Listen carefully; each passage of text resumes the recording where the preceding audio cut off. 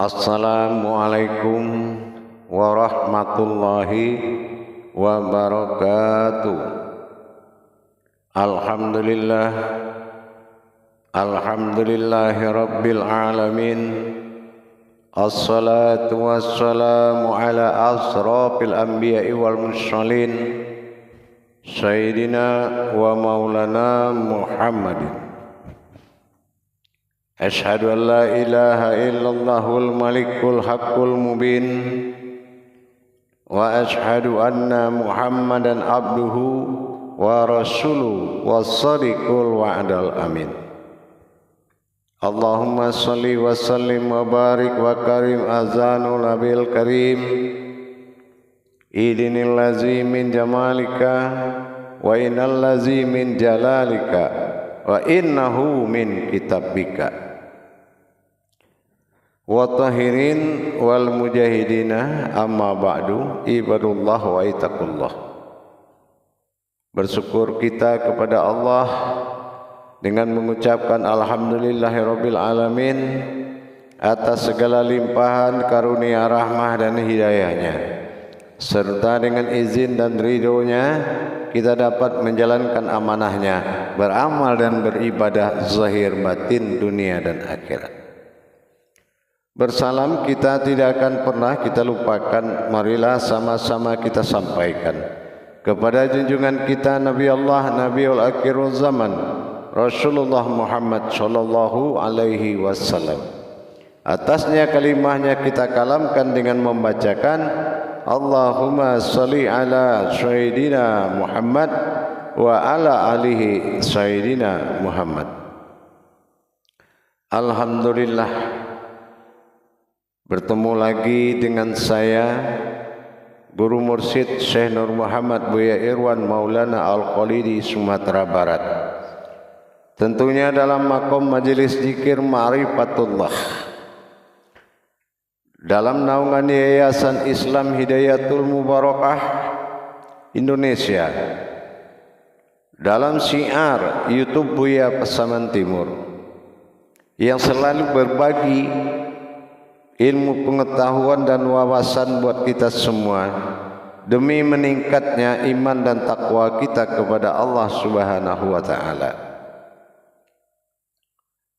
Dalam pertemuan dan waktu yang sangat kita muliakan ini, saya akan mengajak para hadirin dan hadirat, kaum muslimin dan muslimat dimanapun berada, jamaah, sesungguhnya hakikat Allah pada Al-Quran menyuruh kita berpikir agar kita bisa menuju keimanan.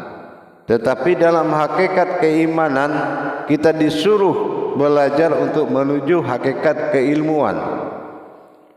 Berpikir dan beriman serta yakin adalah kodratnya Al-Quran pada diri kita. Teknis cara mengendalikan Al-Quran dan memahami Al-Quran dengan kita bisa mendapatkan hakikat dan makna yang tersambung dan tersembunyi di dalam Al-Quran itu sendiri. Sebagai cerminan dan lauh mahfuz titian bagi diri kita, mengetahui lauh mahfuz ditulis artinya penulisan itu adalah gambaran dari hakikat. Dikatakan gambaran dari hakikat, kita lihat seperti melihat huruf alif.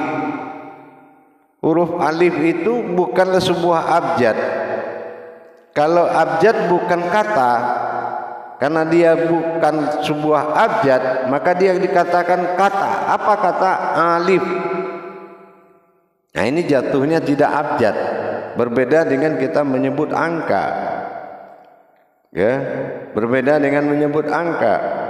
Tapi kalau menyebut abjad atau hijaiyah, kita ingat bahwasannya hijaiyah itu berarti kodrat daripada hayat sebuah aras. Nah, kita contohkan, kita melihat sebuah alif. Nah, apa hakikat alif itu sebetulnya? Dan dari mana ada kita paham kalau nama dia itu alif? Dari mana kita tahu kalau nama garis lurus itu alif? Siapa yang memberikan nama? Tidak ada yang memberikan nama melainkan kita mengetahui hakikatnya. Kenapa sampai hijaiyah yang satu ini bernama alif? Nah, kita juga harus memahami makna yang terkandung di dalam huruf tersebut.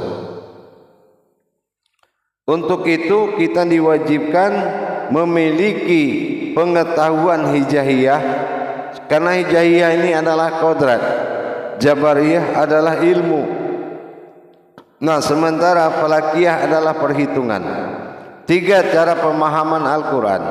Tetapi sebagai wujudnya, kitabnya adalah asma ini disebut juz amma. Apa dikatakan juz amma? Manusia di dalam sebuah amalan. Amalan ini kodratnya manusia. Jadi kalau kita melihat hijaiyah alif, nah dari mana orang tahu kalau itu namanya alif? Siapa yang mengasih nama dia alif? Apa wujud alif itu yang sebenarnya? Apa kodrat alif itu yang sebenarnya? Nah, kita lihat dari hukum hijaiyah sendiri, yaitu hukum huruf. Nah, karena dia kodrat, kita lihat.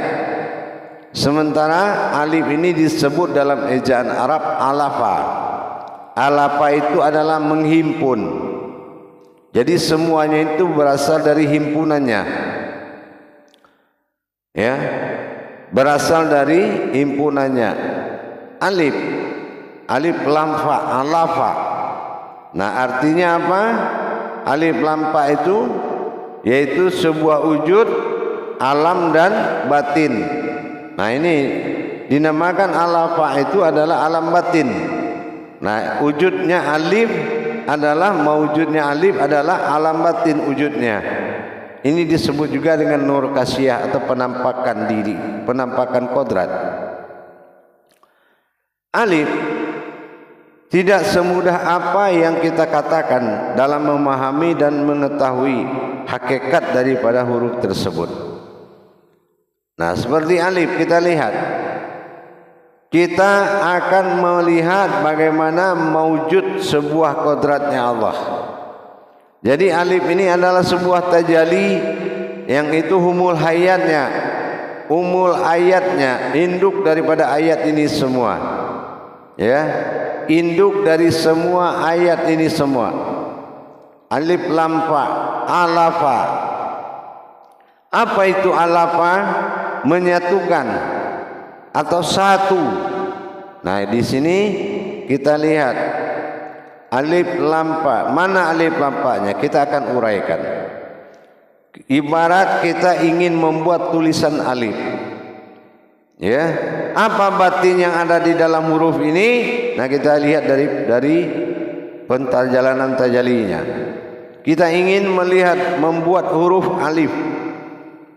Kita ibaratkan kita membuat dan menulis. Dari cara kita menulis, setelah pulpen kita pegang, terus kita harus membutuhkan suatu tempat untuk menulis. Ya, nah, tempat inilah yang dinamakan sukuniyah, yaitu sebuah alam, sebuah tempat.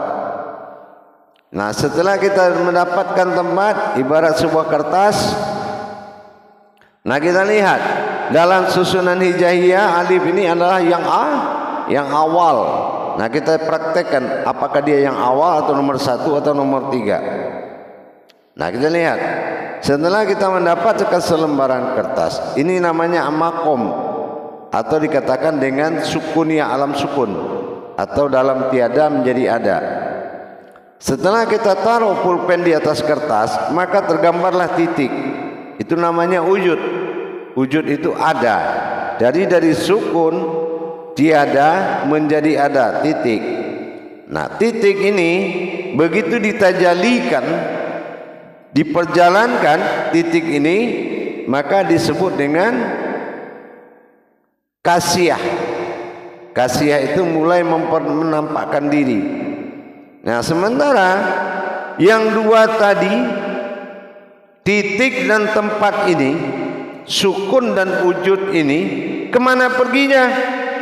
Inilah yang masuk ke dalam wujud alif tersebut. Dialah yang masuk ke dalam huruf tersebut. Masuk sebagai apa? Pertama, sukuniyahnya, tempat. Nah, ini wujudnya adalah wujudnya kosong. Nah, titik adalah wujud nyata. Ya, ada. Jadi ada sesuatu di dalam kosong. Nah, sementara yang naik bertajalli adalah sebuah maujud, penampakan, yaitu hayat. Ya. Nah, inilah dikodratkan kalau titik ini adalah wujud yang bersifat zat dan berdiri hayat bersifat nur, itu disebut dengan zat dan nur, atau dikatakan kodrat Adam dan Muhammad. Ya, zat dan nur, kodrat dan hayat. Nah, kosong ini adalah suatu wujud, suatu makom. Ya, suatu makom disebut alam batin. Nah, ini larinya kalau ke diri itu ke jasad.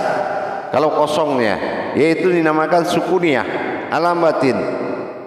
Jadi dengan adanya zat dan nur, sukuniyah yang memalut atau membungkusnya. Nah, ini dinamakan sebuah wujud alif. Nah, gitu. Dinamakan alam batin atau alam alif atau alam batin. Nah, gitu. Terus setelah dia maujud, nah ini dinamakan nur kasiyah. Dia sudah lau mahfuz dan bisa dilihat dan terlihat. Di diri kita adalah kodrat yang terlihat, aftar bernama jasad. Nah, dia kenapa di Al-Quran antara alif, lam dan mim, ini kalau lam ini jatuh ke makom Adam, mim jatuh ke makom zat yaitu rohani. Kalau ke makom Adam jatuhnya nurani. Jadi dengan ada nurani dan rohani, maka alif rabbani meliputi sekalian alam, yaitu nurani, rabbani, rohani tadi. Nurani dengan rohani, ini sukunnya. Jadi setelah ini terwujud, kita lihat kenapa ini dipisahkan. Kalau dipisahkan lagi kan bukan alif namanya. Ya. Kalau dipisahkan alif bukan alif namanya. Karena alif tampak sudah dipisahkan menjadi lam dan mim di dalam Al-Quran. Berarti yang tinggal apa? Lamnya adalah nur, mimnya adalah zat, yang tinggal adalah wujud, titik. Jadi batin, jadi jadinya alif menjadi batin bilah, ada namanya, wujud titik ada. Nah, adanya inilah kita lihat di dalam bismillah. Kenapa dia ada tapi tidak berwujud?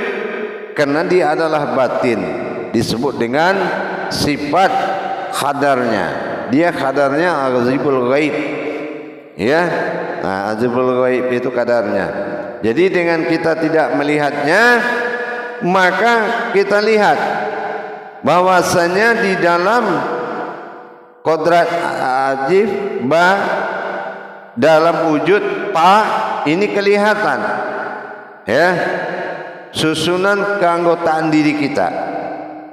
Batin bara'ah bah dan ta adalah wujud nur bagi diri kita. Nah, ini sudah kelihatan bahwasanya alif ini adalah sebuah maujud lau mahfuz dari alam batinnya Allah. Makanya dinisbatkan kalau alif adalah harkat ketuhanan, yaitu adalah kodrat ketuhanan, dilihat dari hukum hijaiyahnya. Tetapi di dalam memahami tersebut kita harus benar-benar bisa mengalami dan merasakan nikmatnya dengan mentajalikannya. Bagaimana mendirikan hakikat Allah itu dalam diri kita, menuranikan akan Adam, berohanikan akan Muhammad, dan berabanikan akan Tuhan dalam nyawa. Ini bagaimana kita mentajalikannya? Kita harus berangkat melihat persoalan cara membuat huruf tadi. Dengan kebangkitannya menjadi suatu wujud nur kasiyah, maka jatuhlah aftar. Aftar ini adalah wujud yang nyata. Seperti kita kenal himpunan Al-Quran itu 6.666 dihimpun menjadi 30 juz. 30 juz dihimpun menjadi 114 surat. 114 surat terhimpun kepada 7 Al-Fatihah. 7 Al-Fatihah terhimpun kepada Bismillah. Bismillah terhimpun kepada Alif. Alif terhimpun kepada titik. Titik pula awal jadi. Inilah alif terhimpun kepada ba, ba terhimpun kepada titik, titik awal mulai jadi. Ini yang dikatakan wujud ada. Tetapi karena ba bara'ah al-batinu, ba bersifat batin umat kedudukannya, dan alif bersifat anazir ketuhanan, maka tidak pantas laisa kamisli min sayun, Allah setara dengan umatnya, tidak mungkin. Makanya lenyaplah alif dalam bismillah karena ada ba sebagai umat. Maka Allah jatuh kepada kodrat sebagai batin, biilah, batin Tuhan. Makanya billah, karena adalah hayat itu adalah sin, itu adalah hayatnya Allah. Bismillah. Nah, bagaimana milahnya ini? Keberangkatan batinnya Allah menjadi Tuhan bernama Allah, bersifat nyata dalam Rahman, bersifat kodrat diri dalam Rahim, sehingga nyatalah kodrat diri Rahmani Rahimnya Allah dengan tajali ba alif sin tadi. Inilah yang dikatakan sejarah terbentuknya huruf alif. Jadi alif bukanlah suatu asma, tapi dia adalah suatu kodrat yang memegang semua kodrat. Jadi dengan kita mengetahui alif itu alaf, alaf itu penampakan itu adalah diri jasad, maka nur kasiyah Allah itu adalah diri jasad. Ini yang dinamakan dengan sifat menyatu. Mana lamnya, mana mimnya? Lamnya adalah makom daripada kodrat Muhammad, sementara mim adalah wujud, lam adalah wujud makom, dan mim adalah kodrat. Nah, jadi bagaimana jatuhnya kepada Adam, maka dikatakan alif lam mim ini adalah wujud manusia yang nyata, dinamakan dengan Allahu alam. Nah, disinilah karena Allahu alam, mana alam Allah, jatuh ke tubuh dalam ayat, pada ayat jatuh rohani pada hayat. Inilah ayat dan hayat. Nah, di sini kita baru paham ayat adalah kodratnya jatuh kepada sifat Adam, dan hayat jatuh pada sifat Muhammad, dan wujud jatuh pada sifat Tuhan. Wujud Allah dalam hayat dan mewujud Allah dalam Muhammad. Jadi kalau kita sudah paham begitu, tinggal kita melaksanakan ibadullahnya. Bagaimana kita beribadah kepada Allah dengan ilmunya. Kalau beribadah dengan Allah kepada ilmunya, maka sampailah faqulu mimbi khairi ilmin ya'malu wa amalahu marudatul la tuqbalu. Beramal, beribadah tanpa ilmu pengetahuan, maka amal ibadah ini akan dikembalikan atau kembali tidak diterima, la tuqbalu. Jadi untuk itu hadirin jamaah, jangan kita mempersulit kehakikatan Allah pada diri kita, karena itulah kemudahan yang paling besar, yaitu mengetahui kiat hakikat daripada lauh mahfuznya Allah. Kalau kita sudah paham kiat hakikat yang ada di dalam lauh mahfuz, tidak sulit bagi kita untuk memandang dan merasakan apa yang kita baca. Tapi kalau kita belum tersambung kepada kodratnya tadi, maka sangat susah kita mendapatkan makna dan hakikat daripada tujuan Allah di dalam membuat lauh mahfuznya. Untuk itu marilah sama-sama kita meningkatkan pemahaman tajalli Quran, tajalli tadabbur dirinya, tadabbur Qurannya. Insya Allah lebih memudahkan kita untuk menerima dan mengendalikan hakikat Tuhan dalam diri kita. Insya Allah, maka nanti jelaslah siapa yang wujud dalam diri, siapa yang mewujud berbentuk diri. Insya Allah mudah-mudahan bisa dipahami. Demikian para hadirin dan jamaah, biarpun sedikit tetapi mudah-mudahan bermanfaat. Akhirul kalam, wabillahi taufik wal hidayah. Assalamualaikum warahmatullahi wabarakatuh.